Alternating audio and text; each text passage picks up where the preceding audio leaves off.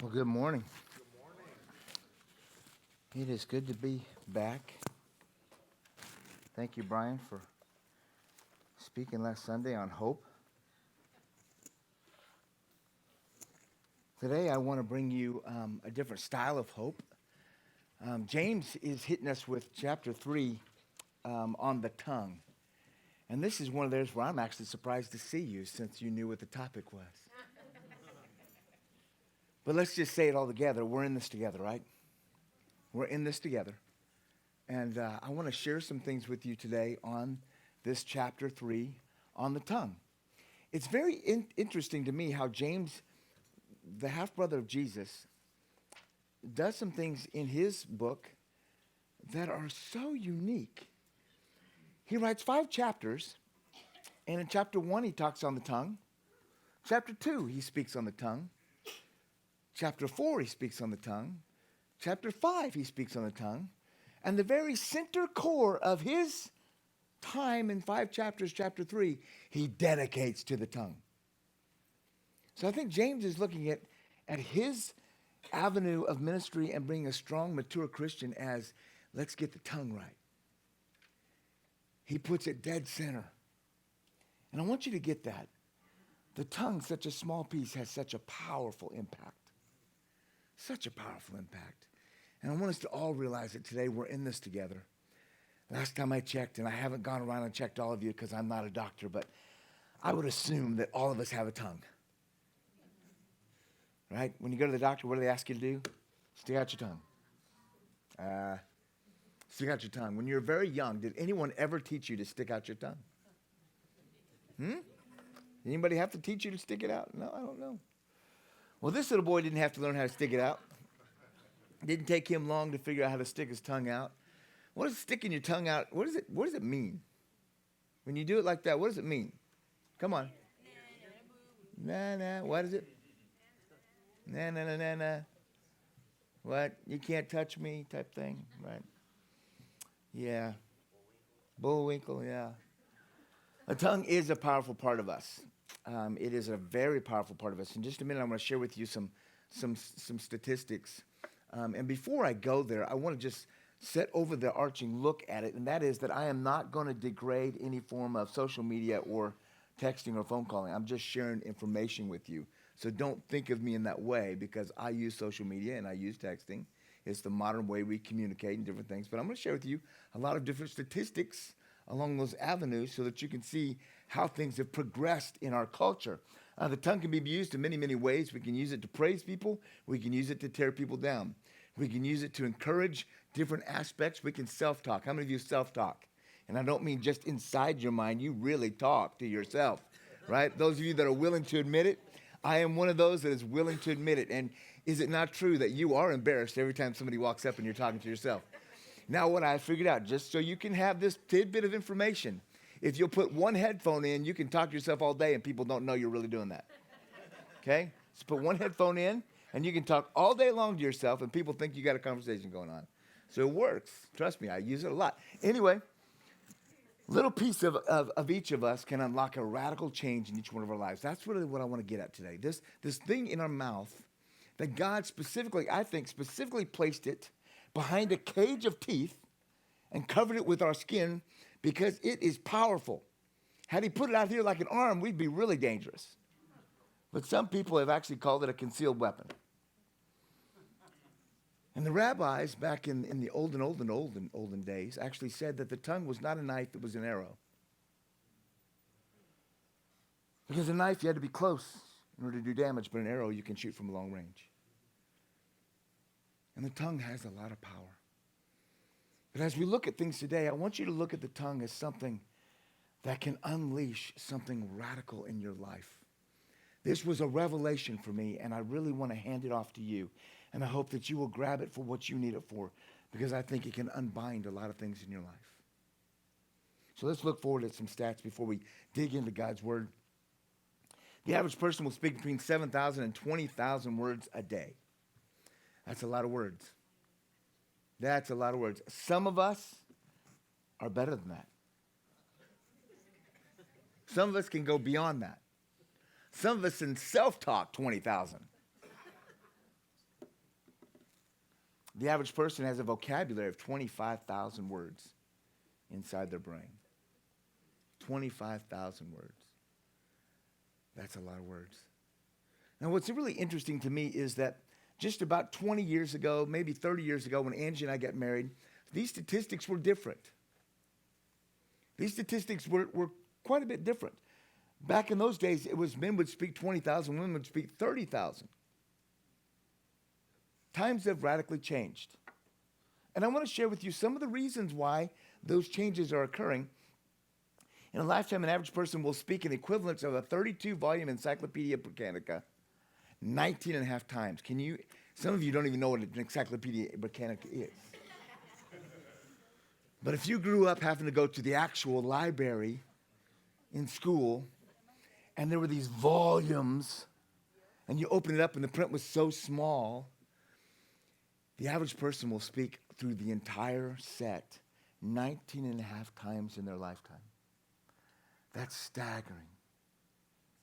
Staggering. Let me give you one that's maybe a little bit more relevant to us. In a lifetime, an average person will speak the equivalence of the entire King James Bible 1,110 times. Ladies and gentlemen, take your Bible and read it 1,110 times. And that's how much we speak. That's a lot, isn't it? That's a lot. That's a lot. We use this thing a lot. How about this? We talk a lot. The average person will speak 860,341,500 words in their lifetime. Now, I don't know who counted it, but that's a lot of words. That's a lot of words. And those words, some of them have real power, some of them have strategy, some of them have depth, some of them have encouragement, some of them have just things within us that enhance certain things. Some of them are wisdom, and some of them are profound. Some of them are not. And what James is warning us about is some things that maybe are not. And he wants us to move toward things that are. Now, let's go to this. Texting has officially topped phone calls. Statistically, in 2019, we text more than we phone call. Texts are usually read within 5 seconds or less. That's why they're more apt than phone calls, because we can grab them, glance at it, and move on. Texts are usually between 7 and 10 words. That's the end of it. Whereas if you call someone, it's going to be a lot more than that. The average person sends and receives between 94 texts a day. Now, some of you are like, not me. Well, guess what? Somebody's making up the balance. Right? Did you know that those 55 and older are catching on? 55 and older are actually averaging 16 to 20 texts a day. Yeah.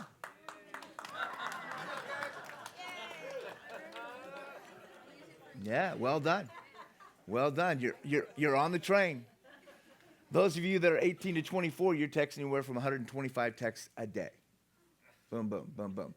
Now, that's the statistics we have. We don't have anything below 18, and I know they're off the charts. Amazing, isn't it? Texting. Look at this. Social media, other platforms of getting our voice out there. Facebook has 171 million users a month. Instagram, 123 million users a month. Facebook Messenger, 107 million users a month. Twitter, Pinterest, Snapchat, Reddit, all of these have all of these millions of users a month. And these are all areas in which we are using a new form of our vocabulary tongue. They're just different venues of it. 30 years ago when I got married to Angie, we didn't have any of this. All we had was some funky thing on the wall with a long cord. And if you wanted privacy, you hoped you could get it under the door and close the door so you could talk. That's all we had. I was so excited when we got a 10-foot cord. Yeah, it's amazing. It's amazing. Look at this. Yeah, don't pick up the other phone. Every second, 11 people join social media. Every second. Again, I'm not bashing it. I'm just telling you where our culture is at, where our vocabulary is going, where our ability to use the tongue has going, and why we went from 30 years ago having 25 to 30,000 words a day to now 7 to 20,000 words, because we're spending them somewhere else. We're using them just in a different venue. Are you with me? Okay. In 2017, there were about 2.5 billion users of social media. And currently in 2019, there's 2.77 billion users of social media. It is projected that in 2021, there'll be over 3 billion users of social media. Is that a bad thing? Everything was built for good, and evil has a way of turning it around. If you use it for good, use it for good. Abstain from the evil. Use it for good. I am grateful that we get to use Facebook to project all of our messages from this room. It gets us a platform. If you're joining us on Facebook, thank you. I hope it's a blessing to you. But we have to look at this and go understand that our culture is moving us in a different venue when it comes to this. This is just a modern look at how powerful the speech our tongue currently controls. And now, before we look into the Bible, I want you to get this real quick. Every 11 seconds, someone is joining social media. I'm sorry, every second, 11 people are joining. Are you with me? So let's just say you got here at 10 o'clock for service, and you will leave at 11:30. In that 1 hour and 30 minutes, 59,400 people would have joined some form of social media, where they will hear someone's voice. What is that voice saying to them? I say all that to put us into perspective. What is this tongue doing to enhance the lives of the people around us? What is it doing to enhance our personal life of those that we speak about ourselves? And how is it promoting the life of Jesus Christ to a lost and dying world? I'm not being negative. I'm simply saying this has a lot of power. And when we look at it on a broad scope, we need to look at it and say, wow, the rabbis had it right. The tongue is like an arrow and not a knife. It can reach out from a long ways. Lord, will you join us today? Lord, will you use me today to speak your word? Lord, will you impart upon our lives so that we can get into your word and we can learn how the tongue can release us from things and strengthen our lives. Thank you, God, for this time. You let me pray. Amen. Will you join me in James chapter 3? And let's look at what the Bible says in a powerful piece. And James starts off this way. James chapter 3, verse number 1.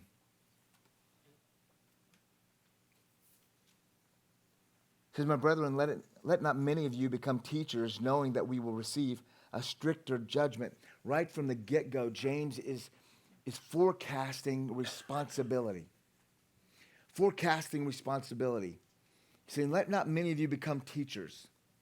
Now, in the days that James is here, they would have a synagogue-type setting, and one would speak, and then someone else would stand up, and they would have something to say, and then someone else would stand up, and they would have something to say, and it would have this round table, and what we would modernly call, more or less, an open forum. And James is saying, be careful. Don't be so quick to be a teacher. Don't be so quick to do so.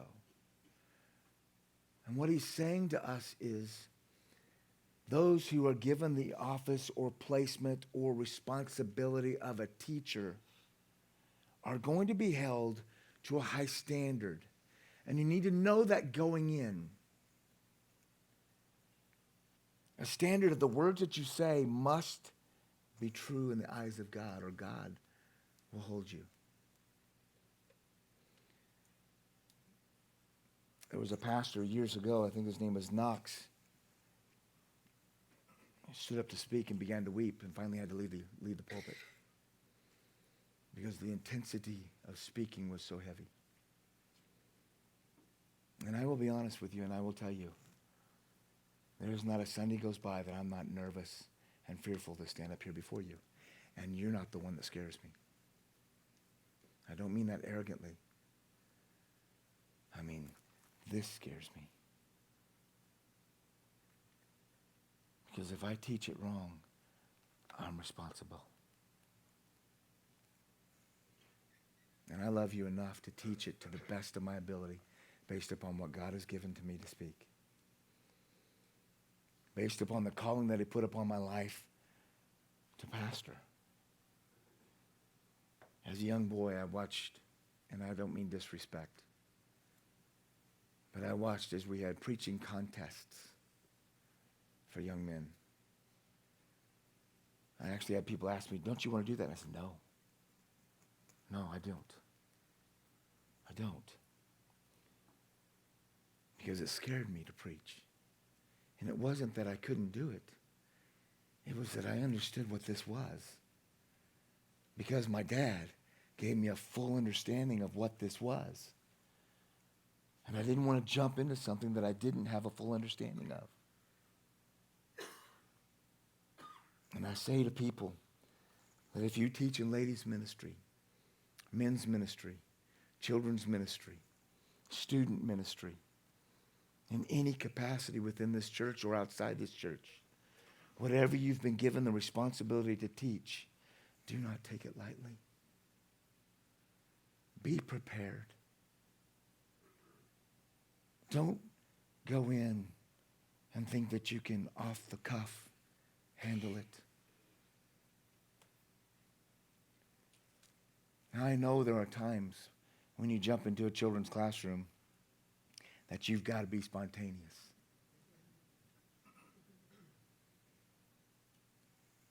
But let me give you a tip. Never abandon the doctrine. Be spontaneous with the method. Never abandon the doctrine. Be spontaneous with the method. Let me give you one more tip. At any age that you're teaching, any age that you're teaching, keep this in front of you and between you and who you're teaching. Some would say you're hiding behind it.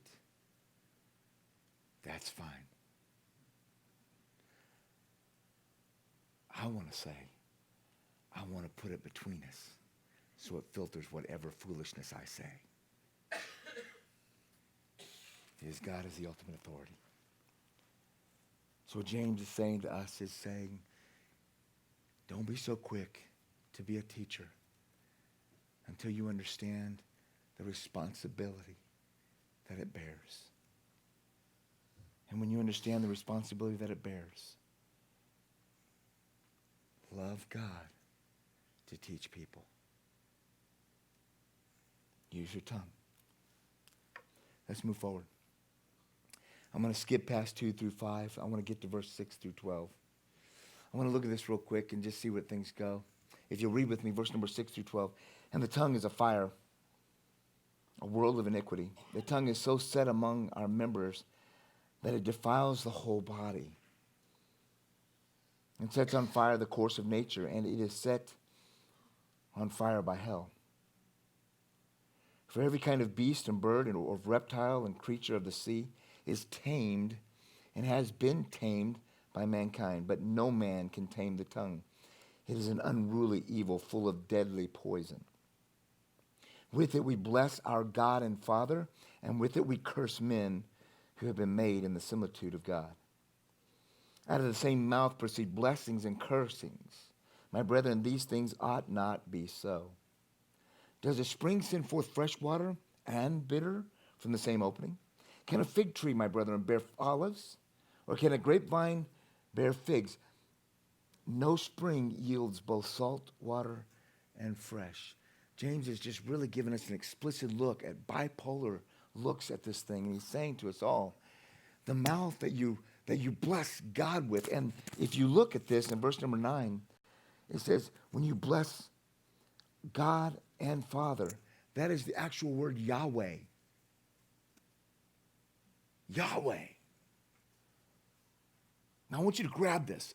When you bless Yahweh, and Yahweh was back in the days of scribes when they would write this, and I've said this before, so bear with me, but I want you to get you a clear picture. When they were writing the scriptures, when they got to a word Yahweh, God Almighty, when they got to his name, they would stop, go wash and bathe, wash, come back, write the word, leave, go wash, come back to proceed. The honor of his name alone brought them into a place of full reverence. And James is saying, you bless Yahweh, and with the same tongue, you curse another person whom God has made. This ought not be so. Ladies and gentlemen, I am just as guilty. Let's be honest. I'm a football coach. I've been on the sidelines for years. This thing gets away. I've been behind the wheel of my car a lot. And this thing gets away. I've swung a hammer and missed. And this thing gets away. I've stubbed my toe bad. And this thing gets away. I've had things hit me from blind side that I never saw coming. This thing gets away. The tongue can get away. The tongue can get away. I want you to see in verse number 6, it says the tongue is like a fire, a world of iniquity. The tongue is so set among the members that it defiles the whole body. And it sets on fire the course of nature and is set on fire by hell. James is the only person to use that word other than Jesus. And he uses it right here. He's grabbing us. He's grabbing us. I'm saying to us all that the tongue is the direct link between the heart and the person. What is in the heart usually comes right out by the tongue. The tongue is the fastest connection to the inner soul of person. It's the fastest connection. The tongue sins faster than any other part of us. It is always ready to act. The tongue is always ready to act because it is always present. Scripture talks about our feet are swift to run. Our hands are quick to this. Our eyes are to this. But notice it's talking about the eyes have to move. The feet have to run. The hands have to. But the tongue's there. The tongue is there. The tongue is always faster than the other parts of the body to move to this place called sin. The tongue is always faster. Go with me to Matthew chapter 12. I want to read a few pieces of verse for you, and I want to share it back with you and so show you something real quick, and then we'll get into some other part here, and then we'll close it down. Matthew chapter 12, verses 33 through 37. This is Jesus. And he's talking on the tree shall be known by its fruit. And Jesus says, either make the tree good and its fruit good, or else the tree is bad and its fruit bad. For a tree is known by its fruit. And then he speaks directly to the Pharisees. Brood of vipers, he says. How can you, being evil, speak good things? For out of the abundance of your heart, the mouth speaks. There's what I'm talking about. The inner man is connected directly with the mouth. The inner man is direct.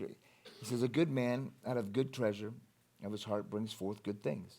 And an evil man out of evil treasure brings forth evil things. But I say to you that every idle word men may speak, they will give an account in the day of judgment. For by your words will you be justified, and by your words will you be condemned. Man, this is kind of painful, wouldn't you agree?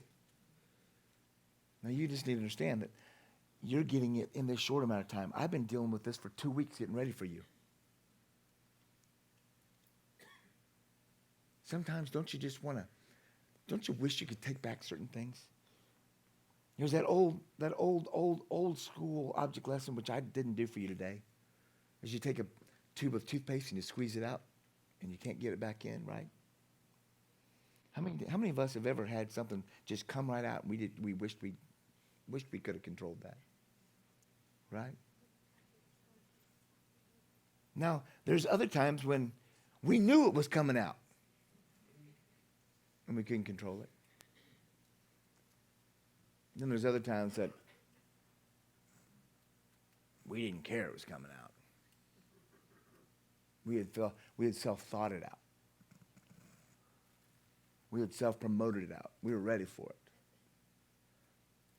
What Jesus is saying to them is go back with me.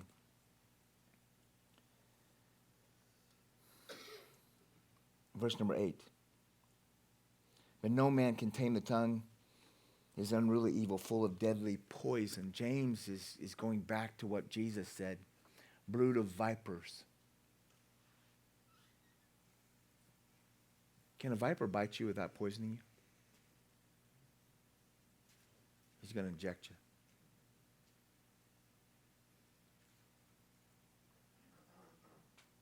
And what he was saying to these rabbis was he's saying, and what you need to do, let me back up and let me give you the culture of this. In the days of this, the teachers, and this goes back to verse number 1, the teachers of the day were actually respected more than the parents. And they were given that authority because the teacher was given the authority to bring them in a certain way and elevate them. So in those days, the teachers were actually more elevated than the parents of the student, so that if the teacher and the parents were in trouble or destitute, the student would rescue or support the teacher before the parents. That was the culture. And over time, the teachers started using that to their advantage. And while people would take care of them in certain ways, they began to take advantage of that and use it to their discredit, to the people, and use it to their elevation of a person. And Jesus is looking at them saying, you're using people with your mouth. You're a brood of vipers. You're taking advantage of people by saying to them that they must please you. And he gets all over them, and then he comes back down and he says, and then James says, but the mouth is poison. If you take advantage of people in this manner, the mouth is poison. Let's figure this thing out. How are we going to get away from being poisonous? How many of us have ever been poisonous to someone else? I will say I have. I'm not proud of it. But let's get down to the brass tacks. Let's remove everything from out of the way of us, okay? Let's just look at the real level ground of where we all are. Can we do that? The only way you move on in your life as a Christian is to fully realize that you're a Christian saved by grace through faith in Jesus Christ. And because of that, that does not remove your ability to sin, but it does pardon you from the sins you will commit and have. So one of the most impressive things for a real Christian to grab is that you're not perfect. That you are going to fall. And you are going to make mistakes that are going to offend people around you, hurt people around you, and eventually will hurt you. And until we fully understand and realize that we are sinners saved by grace, we will live in a false euphoria that everything's supposed to be taken care of for us. Last time I checked, I still mess up.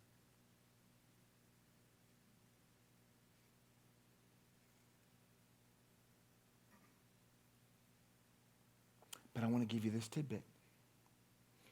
If you focus on the problem, you'll never see God.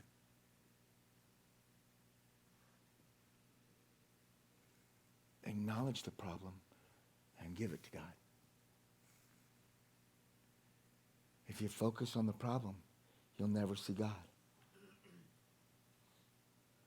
Acknowledge the problem and give it to God. Now, the problem that we have dealing with us today is this thing called the tongue. Now, I want to move back to chapter 3, verse number 2. And I want to share with you this because this is what was a revelation for me. I'm going to give it to you, and I'm hoping that it can help you. I've done this already. Chapter 3, verse 2 through 5. This is where I just need to catch myself for a moment. And I'm just going to be real honest with you. This was profound for me. This was absolutely profound for me. So if you young guys don't hear anything else I say today, please hear this one, okay? Hear the next 5 to 7 minutes. Parents, hear the next 5 to 7 minutes.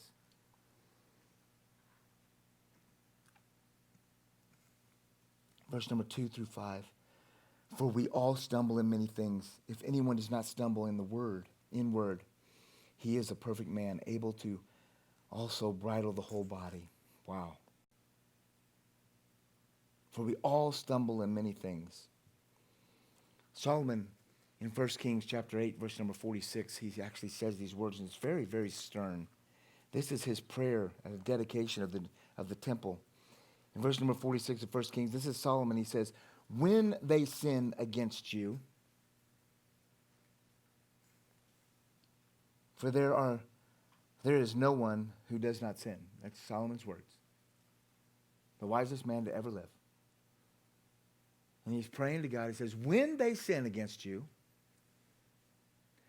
what would happen if we began to pray, God, forgive me of my sin, and we acknowledge what they are and we give them to him. And then we say, God, when I sin again, I will come to you. When I sin again, God, I want to not sin again, but I am shackled by this flesh that wants to, and there's a war between the spirit and the flesh, and I'm going to, and I'm asking, God, that you will continue to bless me, because I'm going to continue to come back to you. I'm being real with you. A lot of times we take our sins and we shove them under the carpet and hope that no one sees them because we don't want to. But God sees all, and he knows all, and he knows what will help us heal and move on. For when we stumble, if anyone does not stumble in word, he's a perfect man, able also to bridle the whole body. This word perfect literally means a mature Christian. It doesn't mean perfect because none of us will ever attain this perfection. Jesus was the only one perfect. And they said of him, no one speaks as this man. There's no defile in his voice. There's nothing. He's so different. That's because he's God in flesh. I'm rust in flesh. No comparison. Saved by grace. Thank you, Lord.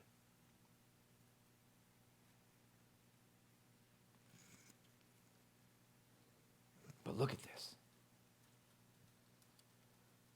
If I work to tame my tongue, that means I'm moving toward being a mature Christian. Does that mean I'm going to be a sinless Christian? No. It means I'm working to become a mature Christian. What's a mature Christian? Just keep loving God, moving to God, giving God your problems, loving people, speaking 3 things. Is it true? Is it kind? Is it necessary?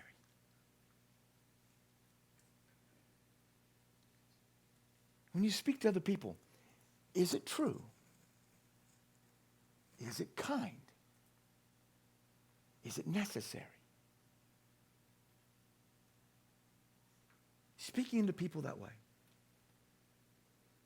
Because if we tame the tongue, We begin to move more into a mature Christian. If we move into a mature Christian, James gives us two amazing examples of a horse that is bridled and a ship that has a rudder. Two small things that control this huge body. Two small things that control this huge body. Last time I checked, this thing gets my whole body in a lot of trouble. It's my whole body in a lot of trouble. I wish just my tongue would get in trouble. Then I could just slap it and move on. But it gets every part of me in trouble. Now this is the most thing that is so profound for me. Psalms 34:13. I want you to see this verse, and if you don't have it, underline it, or highlight it in your digital format. Whatever you have. Psalms 34:13 says, "Keep your tongue from evil, and your lips from speaking deceit." Another great chapter in the Bible that talks about the tongue is Proverbs 15. Proverbs 15, it gives you the pro and the con of the tongue, the power of the tongue. But this is where we get to the profound piece. Controlling the tongue will control the whole body. Controlling the tongue, it should say brings the whole body under control. Controlling the tongue, it can release us from a binding sin. And say, my sin has nothing to do with my tongue. Wait a minute. That's not what James just said. James just said, you can bridle the tongue, you'll control the whole body. That's what was profound for me. I don't know about you, but we all have things that hang around for a long time. We have things that haunt us for a long time. Some of us probably even have sins in our life that we've just given up trying to fix. And James is saying, start with the tongue. Give God the tongue. And when you control the tongue by giving God the tongue, you begin to tame the tongue, you will control the whole body. When you control the big member, which is this, the little members come in place, which is this. Remember, our feet are swift to go to, our hands are swift to go to, our eyes are moved to, but the tongue is always there. So when we control the tongue, we will control the rest. What do we need to work on?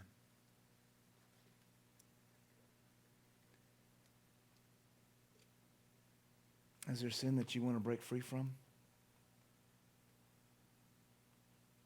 Do you want to feel free? You can work with the symptoms all day long. That's great.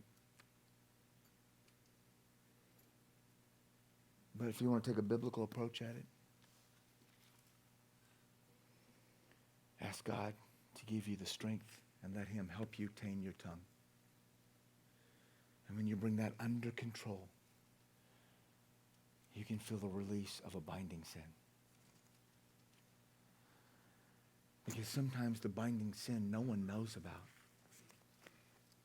but you. And the idle words that you speak to yourself are paralyzing, controlling, condemning, dejecting. They bring hopelessness, worthlessness. And you pick yourself back up. And you try to fight the symptom all over again. And James is saying, in chapter 1, in chapter 2, in chapter 4, in chapter 5, but chapter 3, the center of his core, let God tame your tongue, and the whole body comes under control.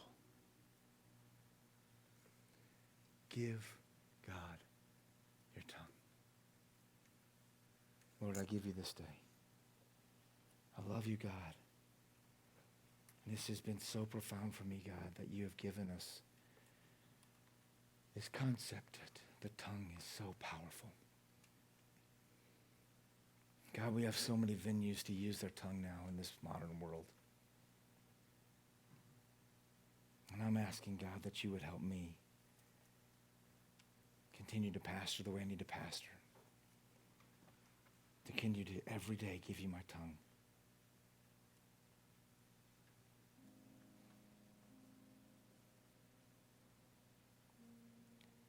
Lord, if there are those in this room today that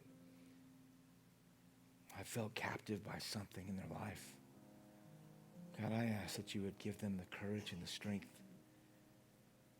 for them to give you their tongue.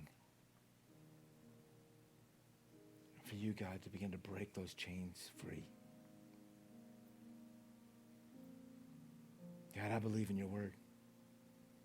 Your word has never failed. And I believe it can bring our whole body under control. Not just as individuals, but God as the body of Christ.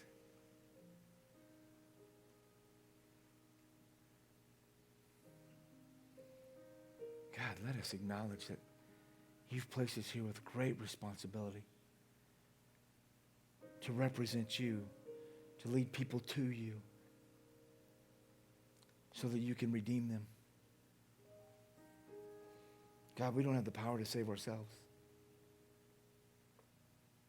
God, let us not let our tongue get in the way of people coming to know you. Let our tongue point people to the way.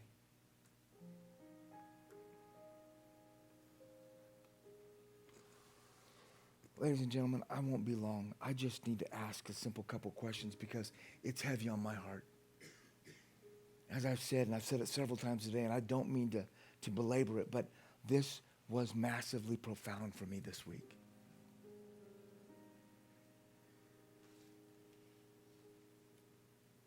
And I'm not going to ask if you've ever sinned with your tongue because that's a no-brainer.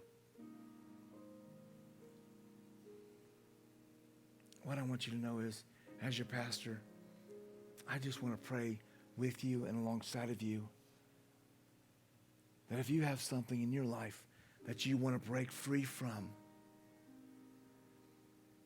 and today maybe you realized, hey, I need to work on my tongue, and that will begin to break free. Would you bond with me? My hand is up. Pastor, that's where I am. And I join with you. I see your hand. I see your hands. I see your hands. God, I pray. Lord, the hands that are in this room, Lord, thank you for giving them the courage to raise their hands.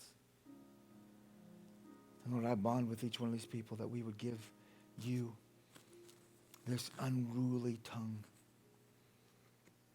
And Lord, you would help us every day to gain control over this whole body. You've given us a tongue for power and to condemn. You've given us this tongue to praise and to curse. But God, I pray that above all, it would praise your name and it would remain consistent with everything else I say. Bless these people, Lord, as they come honestly before your throne. In your holy name I pray. Amen.